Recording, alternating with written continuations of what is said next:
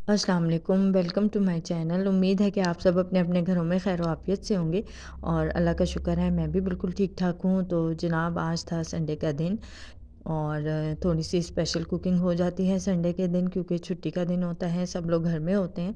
तो आज मैं भी बना रही हूँ गाजर का हलवा। यहाँ पर मैं तैयारी तकरीबन कंप्लीट ही है गाजर का हलवा बनाने की। मैंने गाजरें कद्दूकस करके रख दी हैं पकने के लिए और उसमें मैंने अभी डाली है चीनी, क्योंकि चीनी और गाजरें इकट्ठे ही पकेंगी और वो अपना पानी जब चीनी भी अपना पानी छोड़ती है और गाजरें भी, तो वो उसमें ही अच्छी तरीके से गल जाती हैं। और साथ ही मैं इसमें डाल दूँगी मलाई।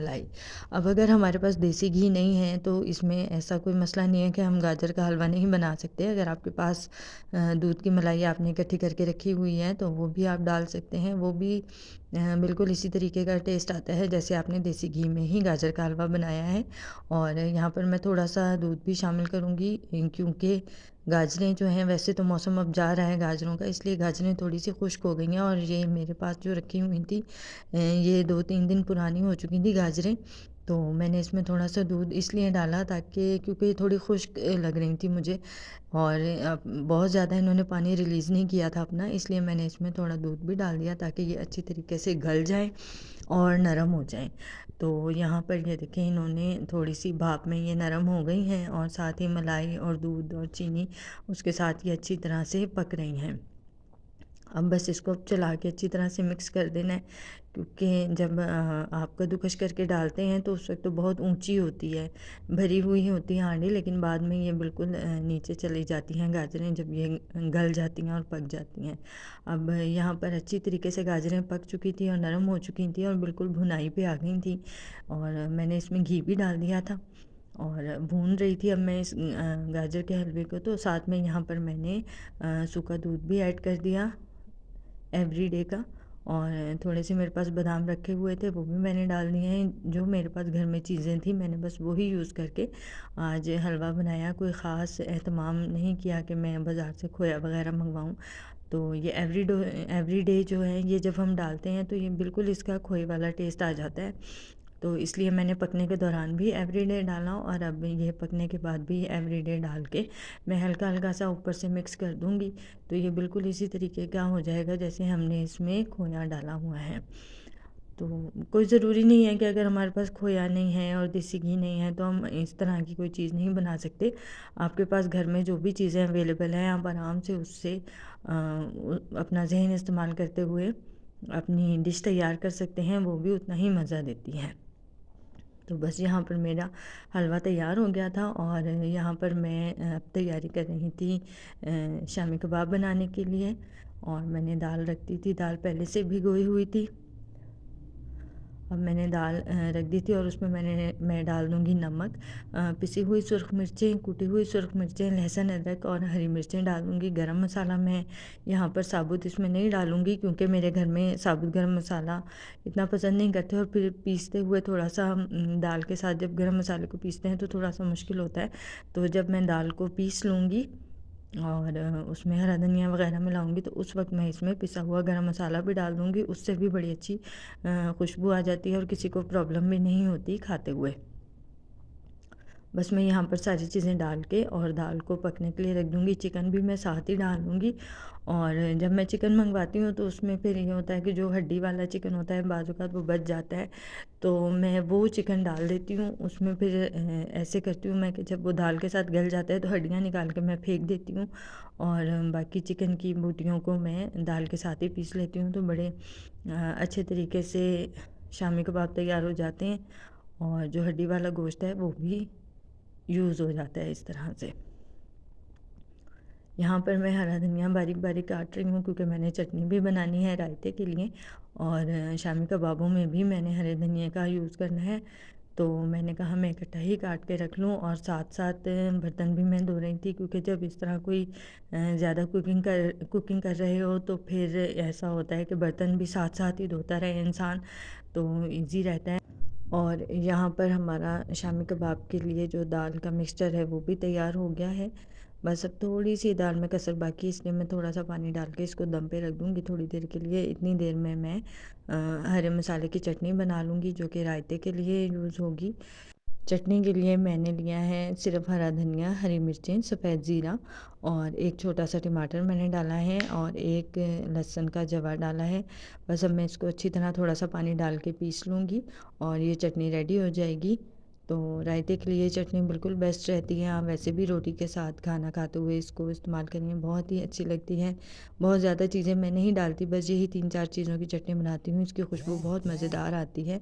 और यहाँ पर शामी कबाबों का जो मिक्सचर है वो मैंने पीस लिया है और अब इसमें मैंने बारीक कटी हुई प्याज, हरा धनिया, हरी मिर्चें, गरम मसाला और एक अंडा डालकर अच्छी तरह से मिक्स कर लिया है और मैं अब कबाब बनाकर एक साइड पर रख दूँगी ताकि एक चीज़ तो रेडी हो जाए। और इसके बाद मैं आऊँगी जो मैंने चनों का पुलाव बनाना है उसकी तरफ। चनों का पुलाव बनाने के लिए मैं सबसे पहले प्याज को ब्राउन करूँगी और साथ ही इसमें मैं साबुत गरम मसाला भी डाल दूँगी। प्याज को हमने बहुत ज़्यादा ब्राउन नहीं करना, बस गोल्डन ब्राउन करना है, क्योंकि जितना ज़्यादा हम प्याज को ब्राउन करेंगे सालन का रंग या चावलों का रंग उतना ही ज़्यादा ख़राब हो जाता है। और प्याज जब ब्राउन हो जाएगी तो मैं उसमें डालूँगी 1 कप दही और साथ ही मैं इसमें लहसुन, अदरक और नमक भी डाल दूँगी और मसाले को भून लूँगी। बस यही चीज़ें डालूँगी। चनों का पुलाव बनाने का मेरा तरीका यही है। और बाज़ लोग बिरयानी मसाला भी ऐड करते हैं, हरी मिर्चें और टमाटर वगैरह भी ऐड करते हैं, लेकिन मैं इस तरीके से ही बनाती हूँ। आप लोग भी बना के देखें। बहुत ही मज़ेदार और बहुत ही अच्छा लगता है। बल्कि गर्मी के मौसम में जब ज़्यादा मसाले वाली चीज़ें नहीं पसंद आती हैं, उस टाइम पे ये हल्का-फुल्का सा पुलाव जो है वो बहुत मज़ा देता है। तो यहाँ पे मैंने सब चीज़ें डाल दी हैं और अब मैं मसाला भून रही हूँ और ये तकरीबन भुन ही गया है। यहाँ पर मैं डाल दूँगी बॉयल हुए हुए चने। और चनों की जो मैंने यखनी बनाई थी उसमें मैंने जब चने बॉयल कर रही थी तब मैंने उसमें 1 प्याज, 1 लहसुन और सौंफ और धनिये की छोटी सी पोटली बना के वो डाल दी थी और साथ में थोड़ा सा साबुत गरम मसाला डालकर और नमक डालकर चनों को बॉयल कर लिया था, तो इससे उसकी बड़ी अच्छी सी यखनी भी तैयार हो गई थी और चने भी बॉयल हो गए थे। और चावलों को पकाते हुए मैंने वही यखनी इस्तेमाल की है। इससे चावलों में बहुत अच्छी खुशबू आती है पुलाव की, सौंफ धनिए की वजह से। और बहुत मज़ेदार पुलाव लगता है, चनों का हो या गोश्त का हो। इसी तरीके से यखनी अगर तैयार की जाए तो बहुत अच्छे चावल पककर तैयार होते हैं।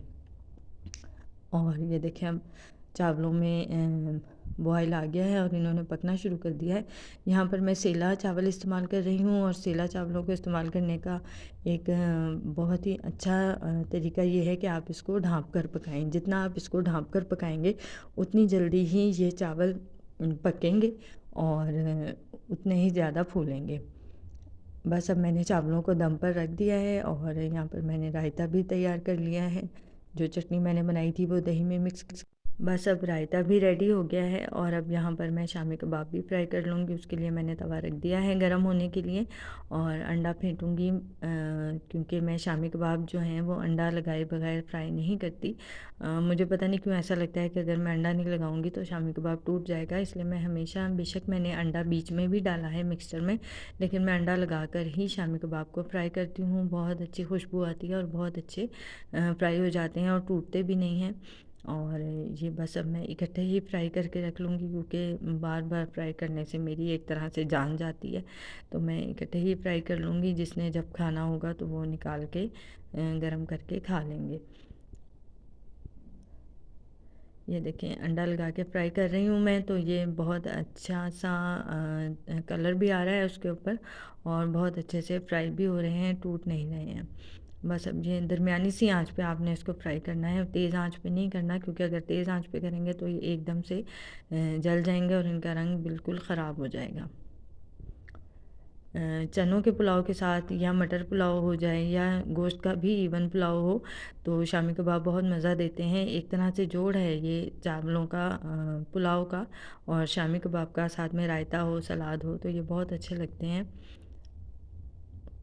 और मेरे बच्चे तो वैसे भी कोई भी पुलाव हो वो लाज़मी कहते हैं कि साथ में शामी कबाब आप लाज़मी बनाया करें। और यहाँ पर चावल बिल्कुल रेडी हो गए हैं दम लगने के बाद। और सेला चावल पकाने का एक फ़ायदा ये है कि बेधड़क होकर पकाए जाते हैं, क्योंकि ये बिल्कुल भी टूटते नहीं हैं और अलग अलग रहते हैं। बस यहाँ पर मेरा खाना तैयार है, रात का खाना।